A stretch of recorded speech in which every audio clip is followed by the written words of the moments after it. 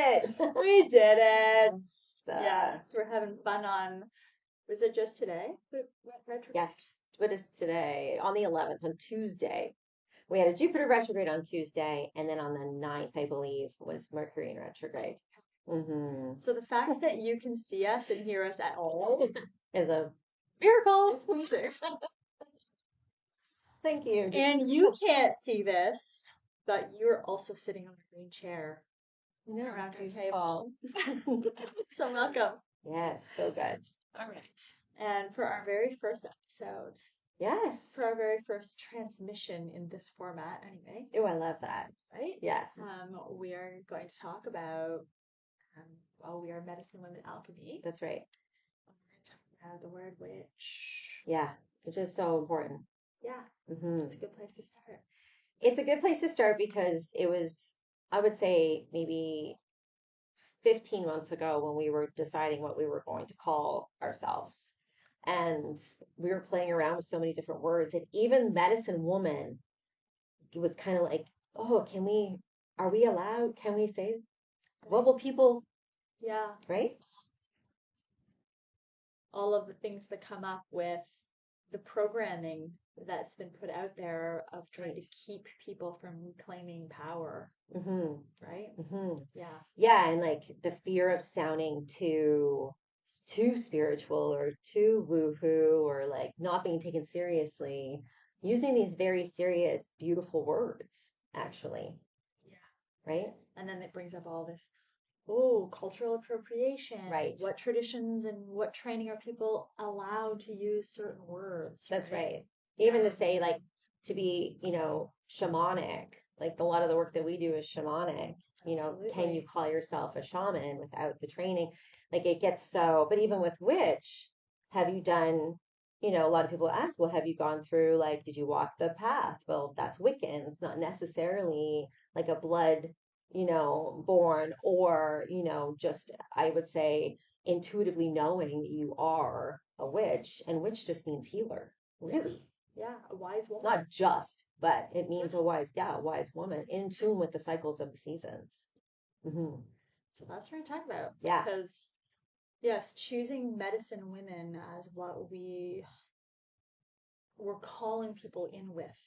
That's right. We wanted it to feel like a transmission and also really wanted to honor the work that we do. Yeah. And give a sense of its like weight.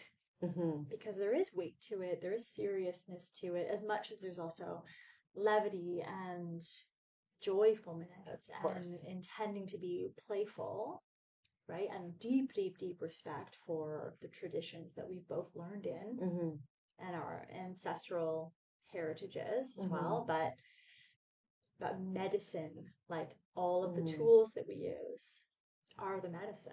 And they are, and it also gives a bit of a blanket, as to what we do. Like, sound medicine, there's body movement medicine, there's somatic medicine, there's plant medicine, there's cosmic, like it all is a part of who we are and the many offerings that we have because of the work that we have done, right? Yeah, exactly. But there's a big difference between branding yourself and then in every day saying what you are.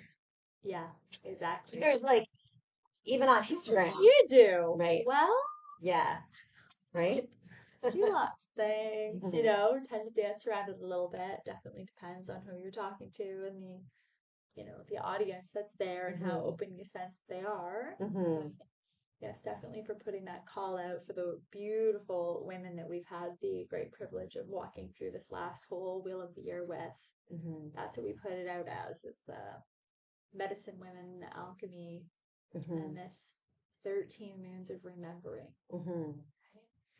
Being in it together. That was definitely like a coming out of, to be fully embracing that, which we had played with the Wheel of the Year the previous year, or even more so, I would say maybe like 16 months or 18 months of going through the Wheel of the Year. So the solstices, the equinoxes, and the cross quarter days, and then how we worded that to put it on social media to attract people. And it was like, hey, should we do this? Does this sound too, like, I can remember us having conversations being like, does this sound too witchy? Yeah. And I said, well, that is what actually, like, that's what women and men want to actually do. They Yeah. want to be a part of that. Yeah. But it's strange because you feel like you'll deter people using that word still. Right. But maybe that's the magic and the medicine of this time is people actually want what's real. Mm-hmm. And if that's really what we want and Mm-hmm. feel that there's that power behind, we don't want to fluff it over. No. You know, sometimes you have to really like just claim it for what it is. Mm-hmm. Those who are in the same frequency will come, Mm-hmm. and those who are not are already scared of us. So it doesn't matter. That's right. And sometimes like people are afraid of it. Yeah. There's all sorts of, even still, there's all sorts of like lore around being a witch. Like, are you doing like black magic or dark magic?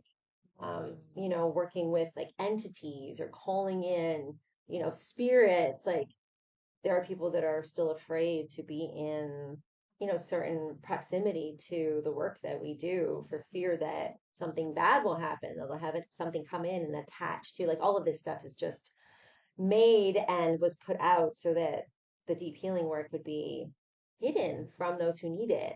Yeah, absolute propaganda. Yeah. Yeah. Like just like with our star brothers and sisters or our star cousins, there's Right. been so much propaganda in the media and movies and to really create so much fear Mm-hmm. because they wanted to stop people talking about their sense of connection Mm-hmm. and make the people who have been in connection for a long time back through millennia to like all ancient cultures Mm-hmm. feel like they're crazy and that it's not Mm-hmm. a real thing and feel afraid of talking about it. Mm-hmm. So I believe that that's like there's been an agenda on witch as well. Look at all the Disney movies. Yeah. They're all bad and evil. We're all wicked. Right? And like there's always like dark entities and things. Meanwhile, like what we're doing whenever we do any kind of ceremonial work, it's always calling in the directions and asking that everything be in the highest alignment with the greatest good for all. Mm-hmm. And that there has to be a sense of like there are rules, there are laws to the universe. Yeah. And knowing that is part of it and keeping clean in the energy is part of that. Well, we were kind of having like a joking conversation about like hexing, Yeah. I do make jokes, obviously. That's my personality. And, Yes. It's fun to be like, well, do you want me to hex them for you? Right. Obviously we don't do that. Well, as attractive as it can be sometimes to want to. It's knowing though that, and this is just, I feel like common knowledge and energy. It's like everything you put out comes back to you. So even when you're wanting to attract or be in abundance, it's like, doesn't have to be if I do something good for you that you have to do something good back for me. It's just I'm doing something out of my heart and the fullness that I'm feeling for you so that maybe other people or it will come back in another form. And the same is to be said for, illing, like ill will against another. It's not necessarily that you're going to do something bad back to me because I've done something. It's could be anything. So we don't want to play in that realm. I know it as the law of threes. Exactly the same. Yeah, that's what I was talking. That it gets amplified, Mm-hmm. right? So, and I teach my daughter this too, right? Mm-hmm. When she's playing in this like magical realm and she wants to, there's a natural part of us that is attracted to playing in that dark side a little bit. For right? sure. Yeah. So I just always remind her of the rule of threes. Whatever harm you intend will come back to you in some way amplified by three. So just keep it clean. But also the same thing whenever you do a loving or kind act that's pure. That's right. That gets amplified. So intending harm to none for the greatest good for all, it goes at the end and the beginning of everything. Yes, exactly. So really, like, you can't hang out with safer witches then. Because there is a level of energy hygiene that is necessary in order to do the work that we do. Absolutely. With integrity and causing no harm. Because we are playing with, not playing, we are connecting beyond just the physical realm into the spiritual. We are doing healing work, right? And there is energy hygiene that goes with that to make sure, because it's also completely naive to say that there is no dark magic. Well, even, we work in liminal space. So, you're doing, hypnosis, I'm in doing breath work, in circle, the people that we're working with are in a vulnerable position because they're opening to us. Their subconscious is fully open.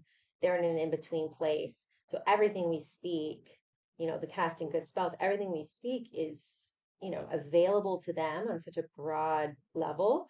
So whatever we say, we could manipulate energy, so it is important that we understand where we're coming from first. So there is a responsibility and an honor, which I feel are both the same thing, to the work that we do and the name that we have claimed as a witch in this world.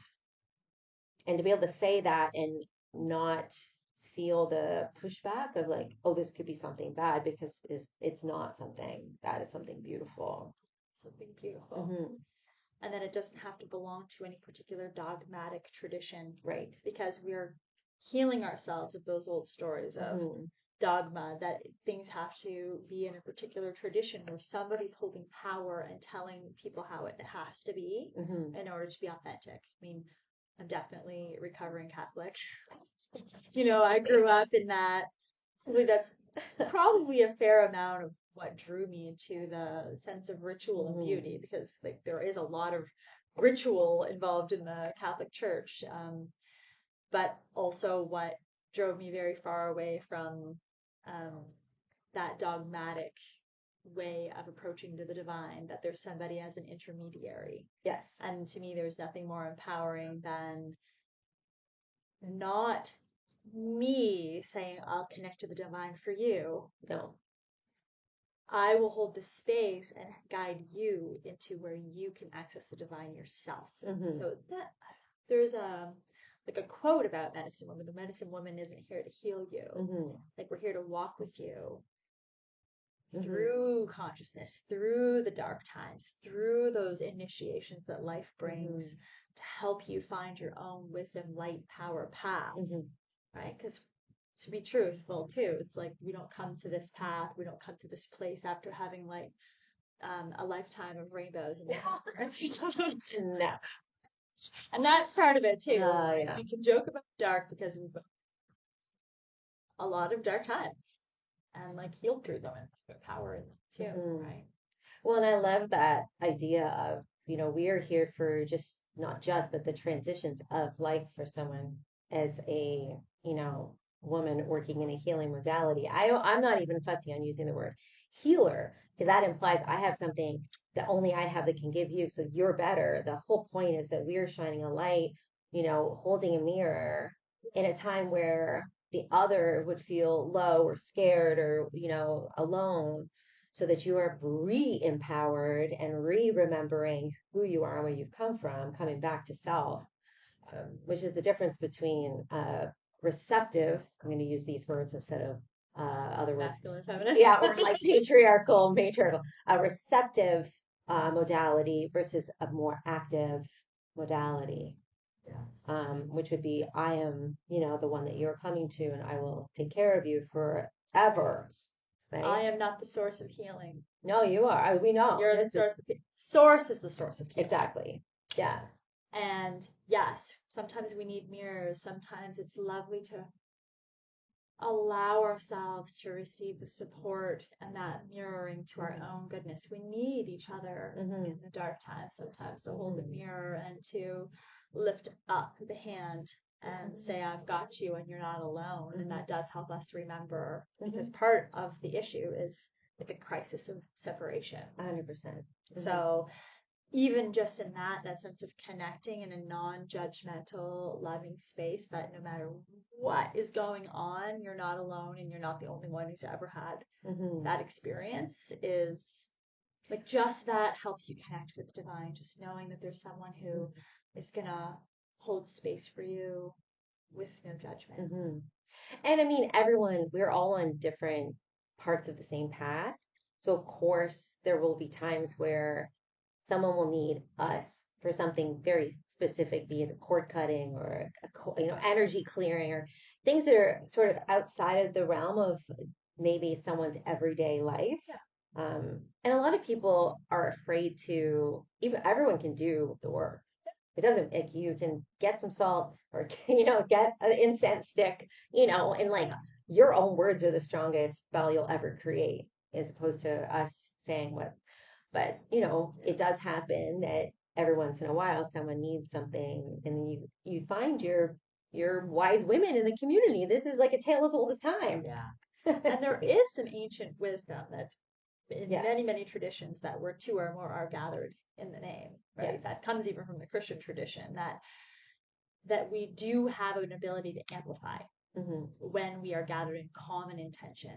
And if I'm adding my energy to your intention for the greatest good, then it is greater than the sum of its parts. Yes, totally. It's beautiful to have our own rituals, and it's really powerful to allow yourself to be seen. And not afraid. And unafraid. Yeah. Yeah. And not afraid of what other people will think. And it is okay and acceptable to be a witch and to own a business and be a mother and to be a volunteer in your community or to be respected. It's crazy to even say.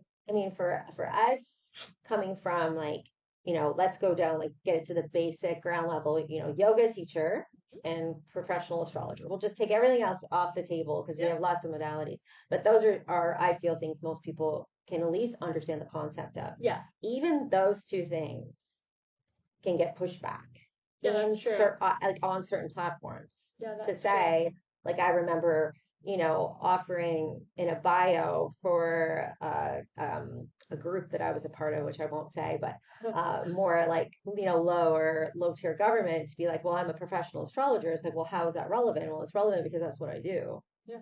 And I'm a member of the community. And I'm a member of the community, and it's not like I'm not out dancing naked under the full moon. Like, I'm just, like, I'm reading people's astrology chart. Like, this is it's a real thing. And like a yoga teacher as well. It's like, you also still, participate in society. Yeah. It doesn't participate in society. I raise a child and, like, pay taxes and stuff. And sometimes she likes to, like, watch fun TV shows, and like, we're no normal people. Like, you don't remove yourself so much into spirituality that you are so far removed from everyday things that make you relatable to other people. Absolutely. Yeah. And it's interesting because those two modalities that are like our basic kind of, probably our baseline that everything else is like grown upon. True. And like are, and this is where like the witch hunts are still alive, because I'm seeing things in like the online communities around this kind of new wave of Christianity saying that yoga is demonic. Right. Yes, I have read that. Because it opens you up to, I don't know, other energies, I guess. And that astrology is demonic. Right? Yeah. And that anything other than this one thing, everything is demonic. It's like, wow, there's a lot of fear around what you don't understand. Well, and I mean, even for like the profession that I would say, like, again, my baseline would be, even for us as professional astrologers, we tend to back away from anything that makes us look like we are intuitive. Yet every astrologer, like, there's very few, there may be the odd astrologer who's working with the science, which it is, but we are intuitive beings reading like, there's a divination to it. But because of that fear, and that we're doing something that is more like scrying or calling in energy, it's like, well, we have to get completely away from that to make it still professional. And that's absolutely crazy. We all want to connect intuitively. We should always be using our intuition with anything that we do. Yeah, and same as, say, a doctor looking at a series of symptoms and looking outside of the series of symptoms to the life experiences and the reality and the maybe past traumas of that particular patient. There's an intuitive, I mean, a good doctor. I don't actually know any personally, but this is what I'd like to think of. Yeah, exactly. That they would look at everything and be like, you know what? There seems to be a story that your body is telling you. So to me, how you approach astrology is like, yes, you've got all these like mathematical relationships, but you have to make it relatable for the person's life. And so you take the whole being. The whole being, without fear. Yeah. And we're lucky because our modalities aren't governed by, for most part, we both have governing bodies over our, say, like profession. But there's no rules to say that we can't be intuitive with someone's body and spirit. Right. It's just like if you're a massage therapist, you're not allowed to really be using energy work. Can't be using Reiki as a massage therapist. Right. Right? Gotta keep it Yeah. in the arena. Although I've met lots of massage therapists who are clearly intuitive energy beings who are incredible. But you just aren't allowed to go there and get covered by insurance. Yeah. And also people just won't take you seriously, which goes back to this whole like claiming this like witch healer, medicine woman part of us. Yeah, exactly. When did that happen? Well, never mind. We could have a history lesson on when did that happen. Never mind. Exactly. But we can all go back and look at the power plays that happened when the more mainstream medical model was threatened by women who were doing the healing work and threatened their model and got rid of them, basically. But it's the reason that it can never ever actually be. The reason you can never get rid of all the witches is because it, I believe, is a part of our souls to long for the connection with the divine directly and to realize that the earth and the cycles and this home and in and through the body and in through the seasons and connecting with the earth and the plants and the animals, they're all our home, always guiding us back to home. And even if the lineage was wiped out, it's like still in our souls, it's still in our bodies, it's still in our DNA, it's still in our memory.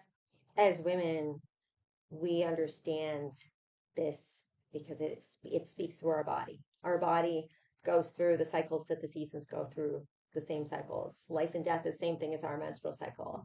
Our cycle of fertility, our cycle of growth, our own intuition through this connection to the ebb and flow of life.